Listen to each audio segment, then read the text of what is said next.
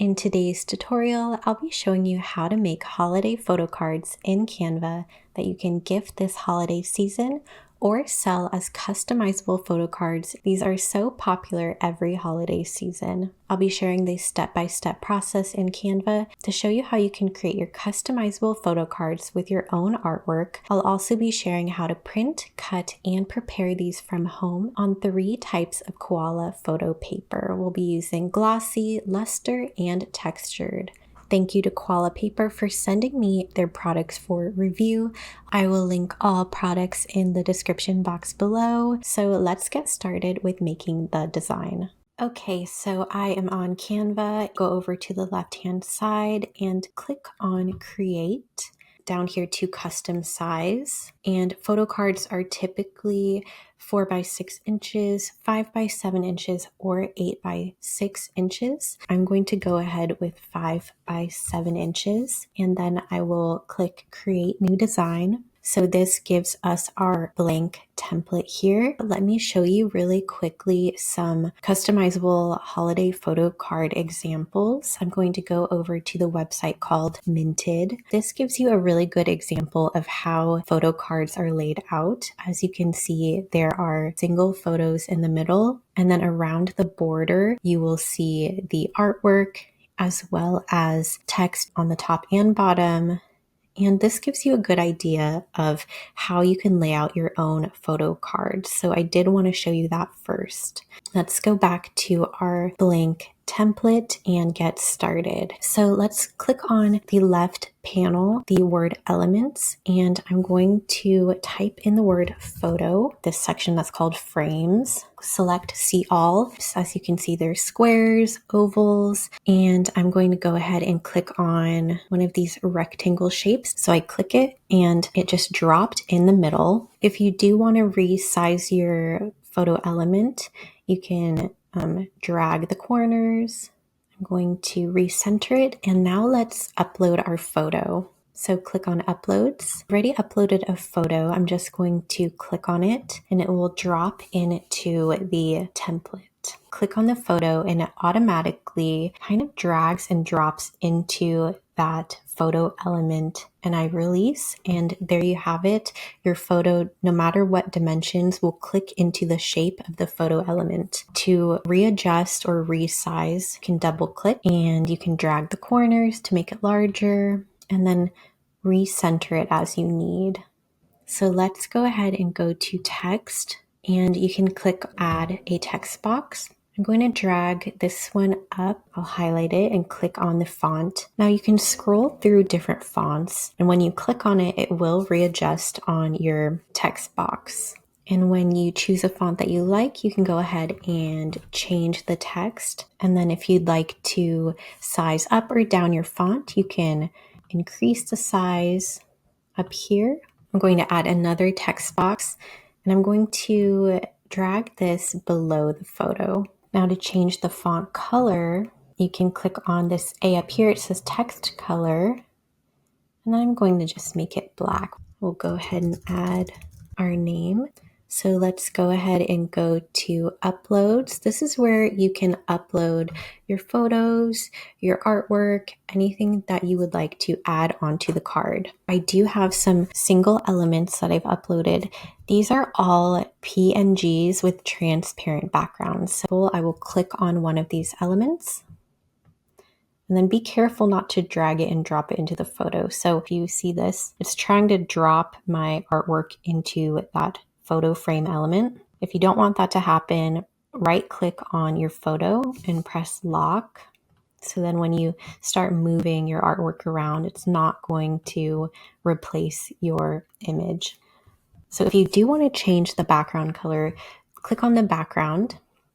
Go up here and click this background color button. I do want to leave it white, so I'm going to go back to white. And then we'll go back to uploads and back to our art elements. You can drag the corners, resize them. You can use this little rotation tool that's at the bottom of the elements and kind of flip them around. You can right click and duplicate them. Did upload some border elements that I painted. So I'm going to drag and drop those in, and I'm going to just go ahead and design my border.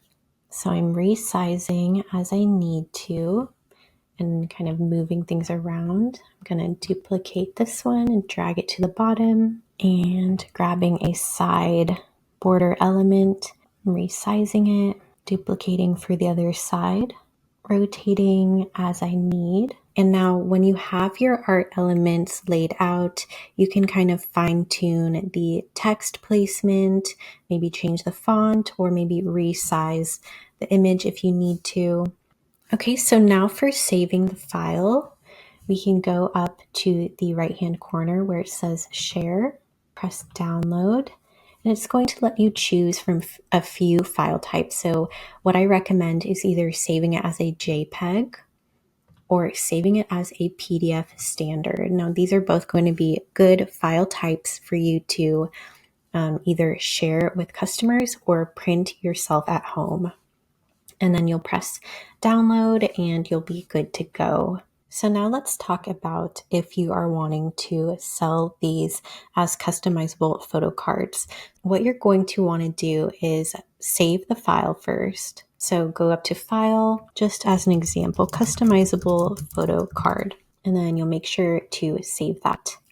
So as far as how you are selling it, you can specify whether they are only purchasing a digital download that you are editing and customizing yourself. And then if that's the case, you would send them a JPEG or a PDF, or you can say that you will customize and edit the product for them. And you can also print them and ship them from home. And that's the next step that I'm going to be sharing after this. So each of these papers, we have glossy, luster, and textured. They are 8.5 inches by 11 inches.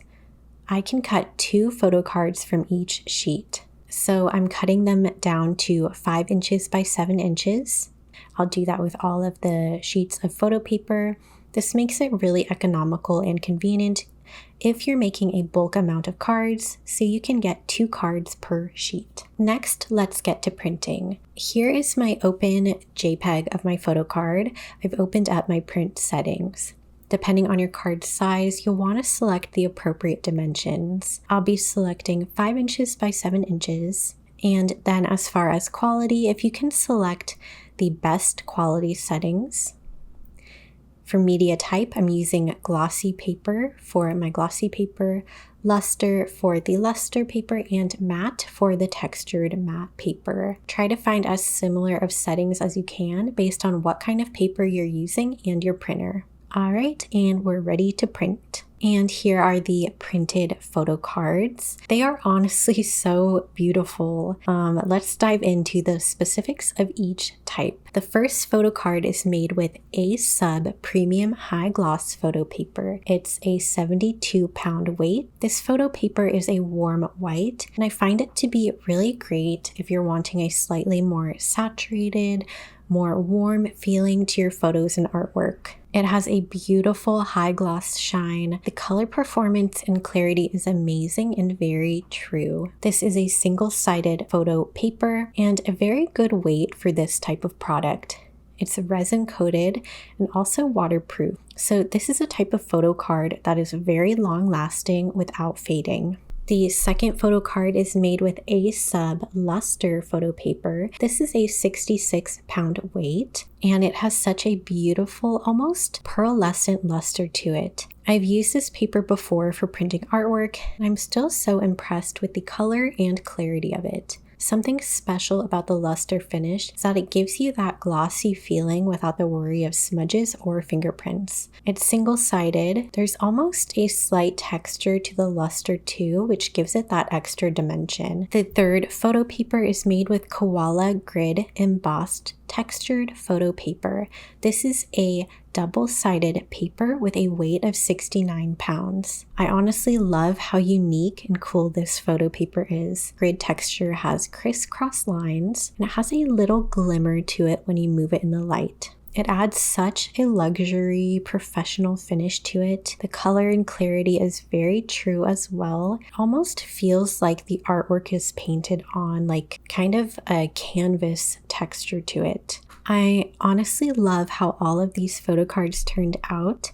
If you want the classic photo card look, then glossy is an amazing choice. If you're looking for a more smooth, silky finish, then the luster photo paper is going to be a great choice. And if you're wanting a unique texture, maybe more of a vintage look, then the textured paper is an awesome choice. Honestly, I would be very happy to send and receive any of these photo cards. Thank you again to Koala Paper. I'll link all of the products in the description box below. Thanks so much for watching this tutorial. I hope it was helpful for you to see how you can make your own customizable photo cards to sell or to gift this holiday season, and a few options of papers that make great quality cards.